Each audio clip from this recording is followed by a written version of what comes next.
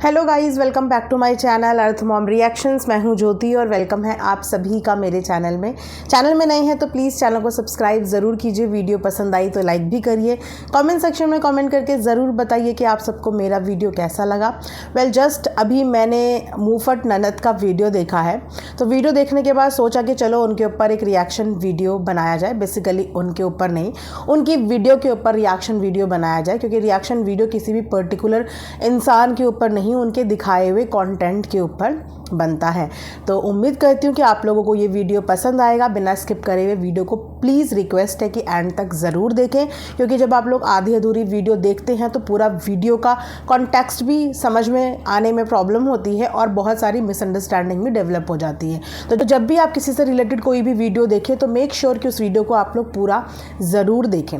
इसी के साथ आप लोगों के साथ शेयर करना चाहूँगी मैं ये बहुत ही ब्यूटीफुल कॉटन का सूट, जिसके साथ आपको कुर्ता, दुपट्टा और पैंट भी मिलने वाला है। ये इसका फुल लेंथ फ़ोटो है गाइज़। बहुत ही अच्छा फैब्रिक है समर के हिसाब से, प्लस रेट तो बहुत ही ज़्यादा अमेजिंग है। मतलब बहुत ही ज़्यादा पॉकेट फ्रेंडली रेट है। आप लोगों को अगर ये सूट चाहिए तो आप मेरी वीडियो के कमेंट सेक्शन में लिंक दिया होगा, उस पर क्लिक करना, वहाँ से आपको मिल जाएगा। अगर कमेंट सेक्शन में मिलने में प्रॉब्लम हो रही होगी तो एक बार थोड़ी सी मेहनत करना, मेरे चैनल का पोस्ट सेक्शन चेक कर लेना, कम्युनिटी पोस्ट, वहाँ पे मैंने फ़ोटो के साथ लिंक शेयर किए होते हैं। तो आप स्क्रॉल करते जाना, आपको वहाँ पे फ़ोटो के साथ भी लिंक मिल जाएगा। तो चलिए इसी के साथ वीडियो में बढ़ते हैं आगे। तो हमारी मुफट ननद साहिबा आज सॉरी बोलती हुई नज़र आई। 2-3 दिन के बाद उनको इस बात का एहसास हुआ फाइनली कि उन्होंने सोशल मीडिया पे जो परोस दिया है वो चीज़ें सही नहीं परोसी।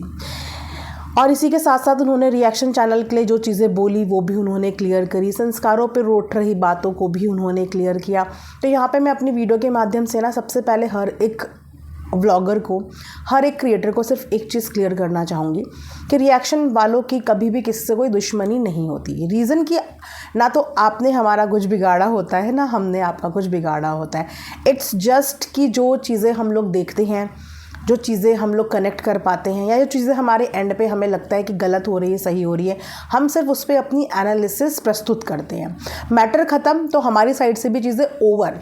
लेकिन एक वीडियो हमारे सामने आई है मुफट ननद की, जिस वीडियो के हिसाब से हमने अपना ओपिनियन यहाँ पे शेयर किया, और वो वीडियो ख़त्म, वो दिन ख़त्म, तो हमारी भी चीज़ें वहाँ पे ख़त्म हो जाती हैं, राइट। और ये हमारा वर्किंग है और इसी तरीके की वर्किंग को हमने चूज़ किया है।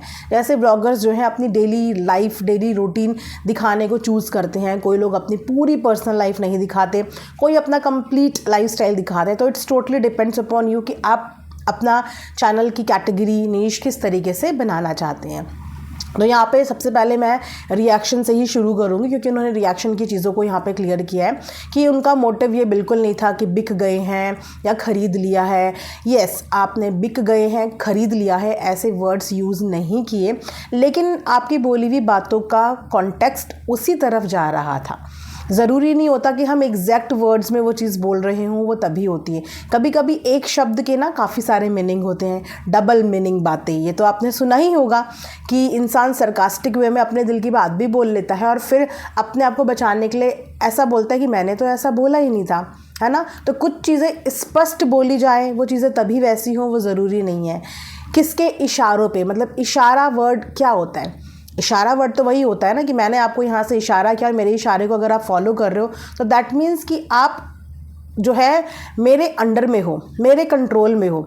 अगर आप मेरे इशारों पे चीज़ें कर पा रहे हो दैट मीन्स आप मेरे कंट्रोल में हो और हम आपके कंट्रोल के हिसाब से चीज़ें कर रहे हैं। तो वो इशारे वर्ड जो यूज़ किया था वो उसी तरफ जा रहा था कि जिस तरीके से रिएक्शन वाले जो हैं वो किसी के इशारों पे उनके कंट्रोल में है, कि कोई इशारा करेगा और हम उनके कंट्रोल के हिसाब से चीज़ें करेंगे। तो ये जो चयन होता है ना शब्दों का सोशल मीडिया पे, यही चयन आपकी ट्रोलिंग और आपके लिए नेगेटिविटी का कारण बन जाता है। इसीलिए बोलते हैं कि हम जो डेली लाइफ में जो हमारा नेचर होता है हम वो सोशल मीडिया पे प्रेजेंट नहीं कर सकते, ये बोल के कि हम तो रियल लाइफ में ही ऐसे हैं। नहीं, क्योंकि रियल लाइफ में हमारे इर्द गिर्द 2-4 लोग होते होंगे जो शायद हमें इतना ज़्यादा जज नहीं करते होंगे, लेकिन सोशल मीडिया पे करोड़ों की जनता होती है जिनका माइंडसेट अलग होता है, जिनका सोचने समझने का तरीका अलग होता है। तो वो आपकी किस चीज़ को किस तरीके से लेंगे वो उनके ऊपर डिपेंड करता है, फिर वो आपके ऊपर नहीं करता, क्योंकि आपने तो चीज़ें बोल के छोड़ दी। अब दूसरे उस चीज़ को कैसे ले रहे हैं वो उनके ऊपर डिपेंड करता है। इसीलिए हमेशा हमें अपने शब्दों के लिए मेक श्योर होना चाहिए कि हमारी बोली हुई कोई भी वर्ड, कोई भी बात डबल मीनिंग के तौर पे सोशल मीडिया पे ना जाए। इसीलिए यहाँ पे काम करना और पैसे कमाना जितना आसान है ना, उतना ही यहाँ पे अपने शब्दों को रखना, अपने आप को प्रेजेंट करना मुश्किल है। एंड आई थिंक समय के साथ साथ ये भी इन चीज़ों को सीख जाएगा। एग्जैक्टली ये इतनी ज़्यादा हाइपर होके आई थी उस वक्त पे कि इनको कुछ पता ही नहीं चल रहा था कि मैं बोल क्या रही हूँ। बस बोलती चली गई, एक ही सांस में बोलती चली गई, और इतने सारे कट्स थे उस वीडियो में कि अगर वो रॉ वीडियो सामने आ जाता तो वो बहुत अनदर लेवल की ट्रोलिंग हो जाती, राइट। और यहाँ पे जिस तरीके का वीडियो आया था वो बहुत ही ज़्यादा एरोगेंट, बहुत ही ज़्यादा शॉर्ट टेम्पर्ड, और फ्लो में सामने वाला यही भूल गया कि मैं जिसे जवाब देने आया हूँ वो मेरे से उम्र में बड़ी हैं और रिश्ते में भी मुझसे बड़ी हैं और कंटेंट क्रिएटर भी मुझसे बड़ी हैं। तो सोच समझ के शब्दों का चयन करना था, सोच समझ के समय लेके अपनी बात ठीक से रखनी थी, क्योंकि वो बात किसी तक पहुंच ही नहीं पाई, उनका कॉन्टेक्स्ट किसी तक पहुंच ही नहीं पाया, क्योंकि बात रखने का तरीका और समय सही था ही नहीं, ठीक है। और सबसे बड़ी बात यह है कि मैं ये भी समझती हूँ कि ससुराल की बात है, और एक लड़की के लिए ये भी बड़ी टेंशन वाली बात होती है कि अगर उसके ससुराल के किसी भी इंसान की इंसल्ट उसके मायके में हो जाती है तो वो दुविधा में फंस जाती है। हम सब मैरिड हैं और हम सब कहीं ना कहीं इन सब परिस्थितियों से जूझते हैं। मायके और ससुराल में बैलेंस करने के चक्कर में, मायके और ससुराल में एक दूसरे की बात बुरी ना लगे, इन सब चीज़ों की जिम्मेदारी लड़की के ऊपर आती है। और मैं ये भी समझ रही थी कि इन्होंने अपनी जेठानी को स्टैंड लेके कहीं ना कहीं अपने रिश्ते को वहाँ पे प्रूव करने की कोशिश कर रही थी। नया नया रिश्ता इनका भी जुड़ा है और ससुराल में अपनी जगह बनाने की, अपने रिश्तों को बनाने की कोशिश कर रही थी। लेकिन रिश्ते बनाने का मतलब कभी भी ये नहीं होता कि आप एक रिश्ते को बनाने के चक्कर में दूसरे रिश्ते को दांव पे लगा दो। मायके और ससुराल का जो रिश्ता होता है ना, वो बहुत ही ज़्यादा सेंसिटिव होता है और उस रिश्ते को हमें बहुत ही, कहते हैं ना, संभाल के चलाना पड़ता है। ना तो इस रिश्ते की वजह से वो रिश्ता हाथ से जाए, ना तो उस रिश्ते की वजह से ये रिश्ता हाथ से जाए, क्योंकि इसमें आप कहीं इन्वॉल्व नहीं थे, क्योंकि इसमें आप बीच में कहीं थे ही नहीं। अगर वो इन्विटेशन वाया आपके माध्यम से जाता तब आपका बीच में एज अ मीडिएटर ये बात होती कि मेरी वजह से वो आ गई, मेरे रिगार्ड्स में वो आ गई। बट वो उन दोनों के बीच की बात थी, चाहे इंस्टाग्राम पे 1 दिन का इन्विटेशन हो, चाहे इंस्टाग्राम पे 2 दिन का इन्विटेशन हो, उन दोनों के बीच की बात थी। अगर इस चीज़ पे आपकी जेठानी आके स्टैंड लेती, क्योंकि मैंने देखा कि वो भी सोशल मीडिया पे एक्टिव हैं, उनका मैंने वाईटी भी देखा, इंस्टा पे भी वो एक्टिव हैं। अगर उन्हें ये चीज़ बुरी लगी थी कि उनका वीडियो जो है कामनी ने यहाँ पे प्ले कर दिया, पब्लिक कर दिया, तो अगर उन्हें किसी चीज़ की दिक्कत हुई थी तो उनके पास डायरेक्ट बात करने का भी ज़रिया था, है ना, और उनके पास अपना खुद का भी प्लेटफॉर्म था जहाँ पे वो अपनी बात कन्वे कर सकती थी, राइट। लेकिन अगर वो दोनों इन चीज़ों को डील करते तो शायद इतना स्यापा होता ही नहीं, राइट, क्योंकि आपको तो कामनी ने कुछ बोला ही नहीं था। पार्टी में भी उनको बोला, इनविटेशन भी उनको इंडिविजुअली गया था, 1 to 1। दोनों की आपस में क्या बात हुई वो वही दोनों जाने, एंड टाइम पे दोनों की क्या बात हो रही थी वो वही दोनों जानते। यहाँ पे आपने एक का स्टैंड लेते हुए दूसरे को दाव पे लगा दिया, मतलब मायके की साइड दाव पे लगा दिया और ससुराल वालों का स्टैंड ले लिया। यहाँ पे आपने चीज़ों को लिए, यहाँ पे थोड़ी सी जल्दबाजी आपने कर ली, आपने उन दोनों को हैंडल करने देना था। और शायद फिर ये चीज़ें समझ में आती है, शायद जिस तरीके से कामनी ने अभी अपनी चीज़ों के लिए रिग्रेट किया कि हाँ मुझे सोशल मीडिया पे नहीं करना था, शायद उस समय भी आपकी जेठानी के टाइम पे भी वो इस बात का रिग्रेट कर लेती। अगर उन दोनों के बीच में ये बात होती, है ना, कि हाँ मुझे ये चीज़ें नहीं बतानी चाहिए थी, ये ऑफ कैमरा मैटर था और मुझे ऑन कैमरा ऐसे नहीं बोलना चाहिए था, ये वाला क्लिप पर्टिकुलर नहीं लगाना चाहिए था। बट रियलाइज़ कराने के लिए किसी की मिस्टेक, अपनी साइड से गलतियाँ कम होनी चाहिए पहले, बट आपने उससे डबल गलतियाँ कर दी। आप उन दोनों के बीच में आ गए और उन दोनों के बीच में आने के बाद आपने अगेन वही चीज़ें करी कि आपने एक का स्टैंड लिया और दूसरे का आपने जो है बिल्कुल वो समझ लिया कि ये कुछ है ही नहीं, राइट। और यहाँ पे इन्हें ये भी कन्फ्यूज़न है, मैं ये कन्फ्यूज़न इसीलिए इनकी क्लियर कर रही हूँ क्योंकि मुझे ऐसा लग रहा है कि सोशल मीडिया का भी इन्हें अनुभव ही नहीं है, है ना, कि सोशल मीडिया पे अपनी बात कैसे प्रेजेंट करनी है। और हम यहाँ पे इतनी कंट्रोवर्सीज देख चुके हैं गाइज, और हमें पता भी होता है कि कौन सी कंट्रोवर्सी किस वर्ड से शुरू हो जाएगी। ऐसी सामने वाले ने कौन सी लाइन बोल दी कि अब इस लाइन का मुद्दा तो बनेगा ही बनेगा। हम इतनी PhD तो कर ही चुके हैं। तो वहाँ पे इनका दूसरा ये था कि आई अग्री कि किसी की तारीफ़ किसी की बेइज्जती नहीं होती, लेकिन अगर वो तारीफ़ आउटसाइडर लोग कर रहे हैं, मान लो कि मुझे कल आरती का वीडियो पसंद आया तो मैंने आरती की खुल के तारीफ़ कर ली, है ना, तो आरती की तारीफ़ से कामनी को फ़र्क नहीं पड़ेगा क्योंकि मैं उनके लिए एक आउटसाइडर हूँ। लेकिन अगर उन्हीं के भाई बहनों में 2 बहनें बैठी हैं और एक बहन अपनी एक बहन की तारीफ़ कर रही है तो दूसरे को बुरा लगना लाजमी है, क्योंकि आप लोग विद इन द फैमिली चीज़ें कर रहे हो। अगर आप अपनी एक जेठानी की खूब तारीफ़ करो और वहीं पे बैठी हुई दूसरी जेठानी को आप कुछ भी ना बोलो, तो क्या आपको लगता है कि उनके दिल में चीज़ों का बुरा नहीं लगेगा? मैं ये भी समझती हूँ कि हर किसी के साथ हमारे कनेक्शन स्ट्रॉन्ग नहीं होते, लेकिन when it comes to family, चाहे स्ट्रॉन्ग हो चाहे स्ट्रॉन्ग ना हो, हमें बैलेंस ही दिखाना पड़ता है। हमें बैलेंस ही दिखाना पड़ता है कि हम आप दोनों के बीच में भेदभाव नहीं करते, क्योंकि ये भेदभाव वाला जो वर्ड होता है ना, ये 2 बच्चों के बीच में हो जाता है। बच्चे अपने पेरेंट्स से लड़ लेते हैं, अपने पेरेंट्स को सुना देते हैं, है ना, कि उसको ज़्यादा प्यार कर रहे हैं, उसको ज़्यादा प्यार नहीं कर रहे हैं। उसकी तारीफ़ कर दो एक बच्चे की तो दूसरे बच्चे का मुंह बन जाता है कि इसी की तारीफ़ हो रही है, मेरी तो कोई तारीफ़ ही नहीं हो रही। तो जब सगे 2 भाइयों के बीच में अगर माँ बाप भी थोड़ी सी तारीफ़ कर दें तो उनके बीच में ये डेवलप हो जाता है भेदभाव। ऐसे ही होता है। वो दोनों भाई हैं, सबसे पहली बात, दोनों देवरानी जेठानी हैं और एक ही फैमिली के हैं। सबसे बड़ी बात कि दोनों ही सोशल मीडिया पे हैं।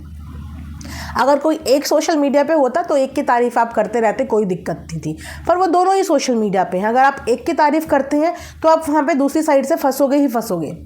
100% चांस है आपके फंसने के, आप निकल ही नहीं पाओगे। और आप ये बोल ही नहीं पाओगे कि मैंने दूसरे को नीचा दिखाने के लिए नहीं बोला, आपकी चीज़ जाएगी ही ऐसे। अब इसमें आप लोग अपनी किस्मत समझो। या दूसरी चीज़ कि यहाँ पे माफ़ी आप ऑडियंस से मांग रहे हो, वो तो ठीक है ना, कि ऑडियंस से आप इसलिए माफ़ी मांग रहे हो कि आपने ऑडियंस को एक नेगेटिव कंटेंट यहाँ पे दिया, जिस कंटेंट की वजह से आप भी डिस्टर्ब हुए और ऑडियंस भी डिस्टर्ब हुई।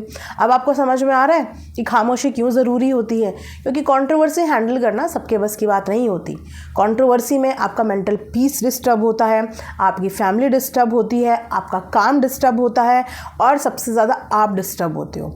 तो ये कंट्रोवर्सी हैंडल करना सबके बस की बात नहीं होती, राइट। आप पब्लिक ओपिनियन संभाल ही नहीं पाओगे, बहुत ज़्यादा प्रेशर हो जाता है इस चीज़ का। और वो भी जब आप वर्किंग हो, आप ऑफिस देखो, आप घर देखो, या फिर आप सोशल मीडिया का ट्रोलिंग देखो, नहीं मैनेज होता।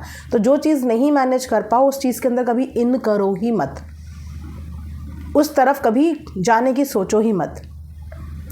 और दूसरी चीज़ यहाँ पे ये है कि संस्कारों के ऊपर इन्होंने बात करी कि मैंने अपने संस्कार बताए। अगेन कोई भी ऐसा सेंटेंस जो एक कंपैरिजन क्रिएट कर सकता है, वो भी जब आप कंट्रोवर्शियल वीडियो बना रहे हो तो आपका हर एक स्टेप कंपैरिजन की तरफ ही जाएगा। मेरे ऐसे, दैट मीन्स कि सामने वाले के ऐसे नहीं, मैं ऐसी, व्हाट डू यू मीन कि सामने वाला ऐसा नहीं। तो ऐसा जाता है जब आप अपने संस्कारों की बात करते हो तो ऐसा ही साउंड करता है कि आप अपने संस्कार बोल रहे हो, मतलब व्हाट डू यू मीन कि सामने वाले के नहीं है। जैसे कि ये भाई बहुत अच्छा है, व्हाट डू यू मीन वो भाई अच्छा नहीं है। इस भाभी का अच्छा नेचर है, व्हाट डू यू मीन उस भाभी का अच्छा नेचर नहीं है। तो ये ऐसे जाता है और इसे जाने से आप रोक ही नहीं सकते, क्योंकि आप लोग सारे के सारे व्लॉगर हो, सारे के सारे सोशल मीडिया पे हो, सारे के सारे एक दूसरे से इंटरकनेक्टेड हो। तो ये चीज़ें ऐसे जाएंगी ही जाएंगी। तो इसमें बहुत सोच समझ के अपने शब्दों का चयन करो, क्योंकि इंसान जब भी सोशल मीडिया पे फंसता है या बुरा साबित होता है वो अपने एक्शंस की वजह से होता है, अपने शब्दों की वजह से होता है, अपनी प्रेजेंटेशन की वजह से होता है कि वो क्या यहाँ पे प्रेजेंट कर रहे हैं। तो माफ़ी मांग के कभी कोई इंसान बड़ा नहीं होता, कभी कोई इंसान छोटा नहीं होता। कभी कभी माफ़ी मांग के हमारे रिश्ते सुधर जाते हैं, बैलेंस हो जाते हैं, राइट। अब प्रीति के केस में देखिए कि प्रीति को भी उस चीज़ में बोला गया और उस वजह से प्रीति को भी बहुत क्रिटिसिज्म झेलने को मिला, लेकिन उसके बाद उसने क्या किया, उसको रिश्तों की ज़्यादा परवाह थी, तो उसने दिल जीता, उसने ऑडियंस का भी दिल जीता, उसने जहाँ से रिश्ते बिगड़ रहे थे वहाँ से भी रिश्ते सुधार दिए, राइट। तो ये चीज़ें सीखनी बहुत ज़्यादा ज़रूरी होती है। हर जगह पे बोलना ज़रूरी नहीं होता, कुछ जगह पे चीज़ों को संभालना बहुत ज़्यादा ज़रूरी होता है। और उसने अभी सब कुछ संभाल लिया और आपने गुस्से में फ्लो में सब कुछ जो है वो गंवा दिया। तो माफ़ी ऑडियंस से नहीं, अपने रिश्तों के बीच में चीज़ें ठीक करो, क्योंकि वो भाभी हैं। ऐसा नहीं है कि इस पूरी जर्नी में उन्होंने आपके लिए कभी कुछ अच्छा किया ही नहीं होगा, आपके लिए बहुत कुछ अच्छा किया होगा। अगर 7 साल से आप लोग उनकी वीडियो में आ रहे हो तो 7 साल से उन्होंने आपको बच्चे की तरह रखा होगा, आपकी बहुत सारी अच्छी मेमोरीज़ भी उनके साथ होंगी।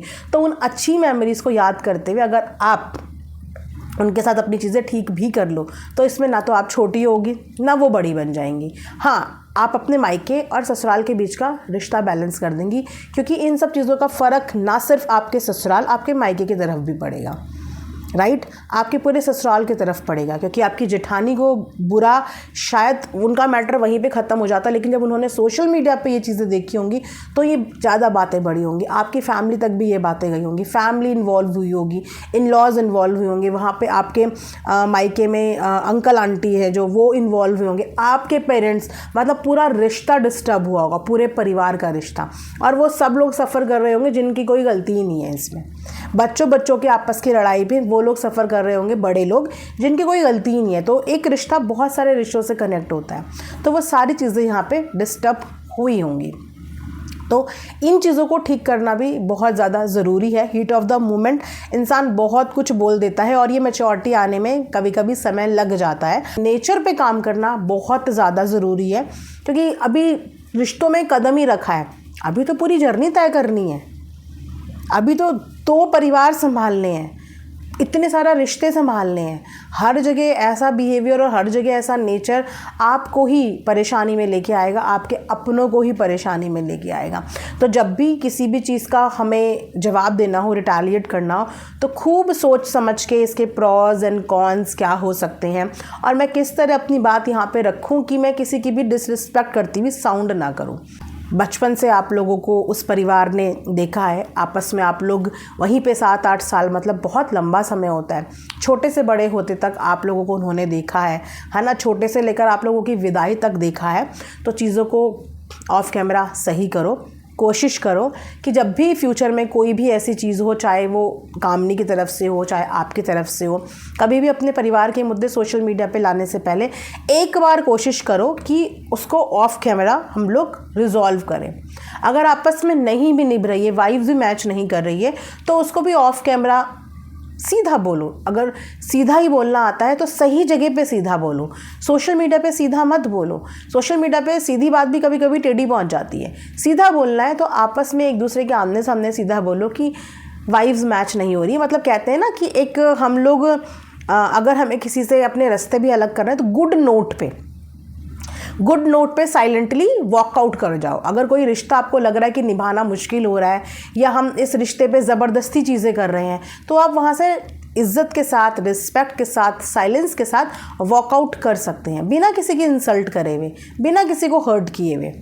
वहाँ से साइलेंटली अपने अपने जो रास्ते हैं वो अलग कर दो। समझदारी इसी में होती है। हर चीज़ सोशल मीडिया पे दिखाने या बोलने की नहीं होती। इससे क्या होता है कि कंपटीशन होता है। एक ये दिखाता है कि मैं तुमको ट्रोल करा सकता हूँ, दूसरा ये दिखाता है कि मैं भी तुमको नीचा दिखा सकता हूँ। इससे किसी का इंसल्ट नहीं हुआ, आप लोगों के अपने खुद के रिश्ते जो हैं वो तार तार हुए, आपकी अपनी खुद की फैमिली की इंसल्ट हुई, कुछ नहीं किया। 2-4 महीने बाद लोग इस चीज़ को भूल जाएंगे, लेकिन दोबारा कभी कोई मैटर होगा आप लोगों का तो ये सारी चीज़ें वापस से याद की जाएंगी। ये जितनी चीज़ें यहाँ पे हो रही हैं, जितने तमाशे यहाँ पे हो रहे हैं, ये सोशल मीडिया पे डिजिटल फुटप्रिंट्स छोड़ देते हैं जो आपके हर कंट्रोवर्सी में उठाए जाते हैं। आपने ये किया था, आपने वो किया था, आपने ये किया था। तो इस वक्त पे मुफट ननद की सिर्फ एक गलती थी कि वो उन दोनों लोगों के बीच में बोली जिन दोनों लोगों के बीच में उनका कहीं रोल नहीं था। वो दोनों केपेबल इनफ थे एक दूसरे से शिकवे शिकायत करने के, और एक जने का स्टैंड लेके, मतलब ससुराल वालों की नज़रों में अच्छा बन के आप मायके वालों को कॉम्प्रोमाइज़ नहीं कर सकते। दोनों रिश्ते बचाने पड़ते हैं, दोनों ही रिश्ते। अब ऐसा नहीं होता कि आपने कामनी से तो लड़ाई कर ली, क्या उस घर में जाना हमेशा के लिए बंद कर दोगे? क्योंकि दूसरे वालों से तो आपका कोई प्रॉब्लम नहीं है, आपका अपने बुआ फूफा से कोई प्रॉब्लम नहीं है, लेकिन कैसा लगेगा कि जब परिवार में एक इंसान के साथ आपके बिल्कुल झगड़े हो गए हो और फिर आप जब उस फंक्शन में जा रहे हो तो एक का मुँह उधर एक का मुँह उधर हो, तो वहाँ पे आना जाना तो नहीं छोड़ पाओगे ना। तो कभी कभी रिश्तों के लिहाज में हमें चीज़ों को संभालना पड़ता है समझदारी के साथ। आई होप गाइस कि ये वीडियो आप लोगों को पसंद आई होगी और ननद को भी ये वीडियो पसंद आए। और कोई भी स्टेटमेंट सोशल मीडिया पे देने से पहले 100 बार सोचें। मुंहफट होना एक बहुत अच्छी स्ट्रेंथ भी होती है, लेकिन तब जब आप अपने लफ्ज़ सही जगह पे सही तरीके से इस्तेमाल करें, क्योंकि मुंह पे बोलने की हिम्मत भी सबकी नहीं होती है, लेकिन मुंह पे कितना बोलना है, क्या बोलना है, कब बोलना है, किससे बोलना है, ये भी सीखना बहुत ज़्यादा ज़रूरी होता है, ताकि आपके वर्ड्स पावरफुल लगें, कुछ पावर तो फील हो आपके वर्ड्स की। ये थोड़ी कि मुंह फट है तो मुंह से कबाड़ बोलते रहोगे, उन वर्ड्स की कोई अहमियत नहीं होती कि मुंह फट है तो मुंह से कबाड़ बोल दिया। स्ट्रेट फॉरवर्ड बोलने का मतलब है कि एक लाइन बोल दे इंसान और वो लाइन ऐसा इम्पैक्ट छोड़ जाए, उसे कहते हैं कि सही मायने में ये इंसान स्ट्रेट फॉरवर्ड है, कि वन लाइन मारी लेकिन पावरफुल लाइन मारी, सबकी बोलती बंद कर दी, राइट। तो इसी के साथ ये वीडियो मैं यहाँ पे एंड करती हूँ। आई होप कि आप लोगों को पसंद आएगी। मिलेंगे नेक्स्ट वीडियो में। अपना ढेर सारा ख्याल रखिए। Thanks for watching Earth Mom Reactions. Bye bye, take care, love you all.